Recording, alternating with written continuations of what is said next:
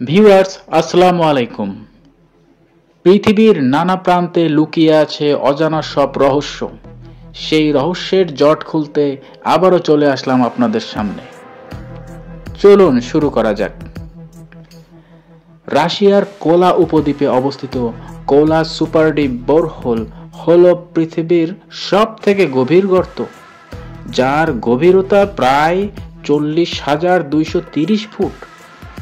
এই গর্তটি এতটাই গভীর যে তাপমাত্রা প্রায় 180 ডিগ্রি সেলসিয়াসে পৌঁছায়, যা বিজ্ঞানীদের প্রত্যাশার চেয়ে অনেক বেশি। অনেকে এটাকে নরকের দরজা বলে। অনেকেই দাবি করে যে কোলা বোরহোল থেকে অদ্ভুত ধরনের শব্দ শোনা গিয়েছিল, যা মানুষের চিৎকারের মতো শোনাতো। এই কারণে কিছু লোক একে নরকের দরজা বলে অভিহিত করে।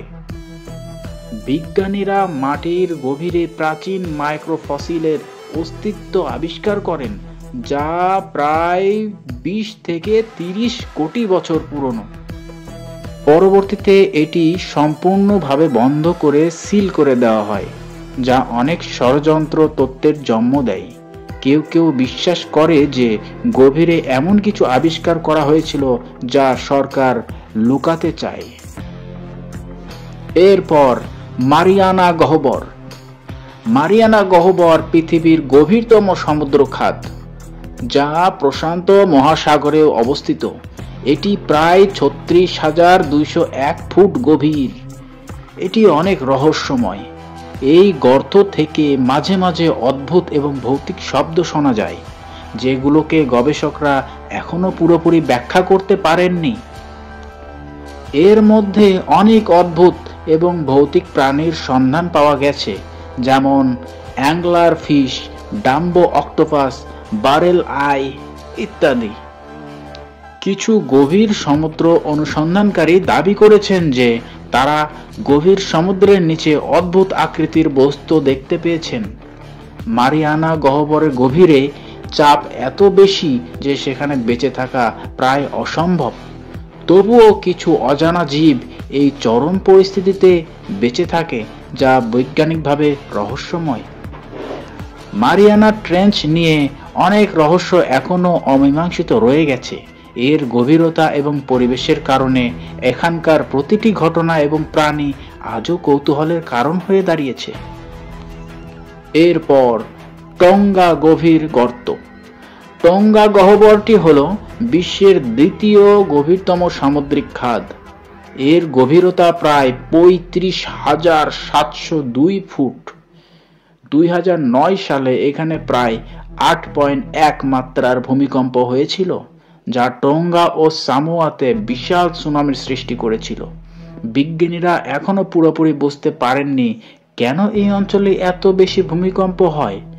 এত গভীরে কিছু ভয়ঙ্কর প্রাণী দেখতে পাওয়া যায়, যেমন ফ্যাংটুথ ফিশ, গ্লাস অক্টোপাস ইত্যাদি।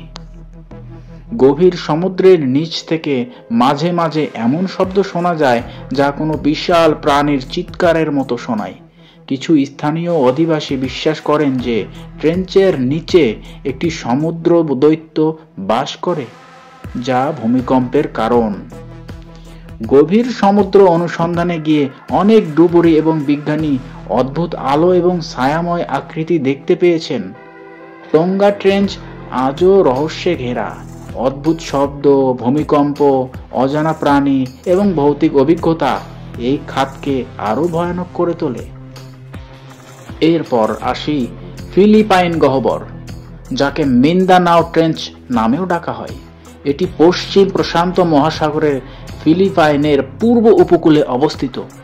এর গভীরতা প্রায় 34,580 ফুট, যা রহস্যময় ও ভৌতিক কাহিনীতে পরিপূর্ণ। এখানে 1976 সালে প্রায় 8 মাত্রার ভূমিকম্প হয়, যা বিশাল সুনামির সৃষ্টি করেছিল এবং হাজারো মানুষের মৃত্যু ঘটেছিল। এখানে বেশ কিছু ভয়ঙ্কর সামুদ্রিক প্রাণীর দেখা মেলে, যেমন গবলিন শার্ক, ডাম্বো অক্টোপাস, আরো অনেক কিছু। স্থানীয় কাহিনীতে বলা হয় গভীর সমুদ্রের নিচে থাকা দৈত্যরা সুনামি এবং ভূমিকম্প ঘটায়। গবেষণার জন্য কিছু বিশেষ ধরনের সাবমেরিন এবং রোবোটিক ড্রোন পাঠানো হয়েছে, তবে এগুলো ব্যর্থ হয়েছে। ফিলিপাইন গহ্বর একটি ভৌতিক ও রহস্যময় স্থান, যা আজও বিজ্ঞানীদের জন্য এক বিশাল চ্যালেঞ্জ।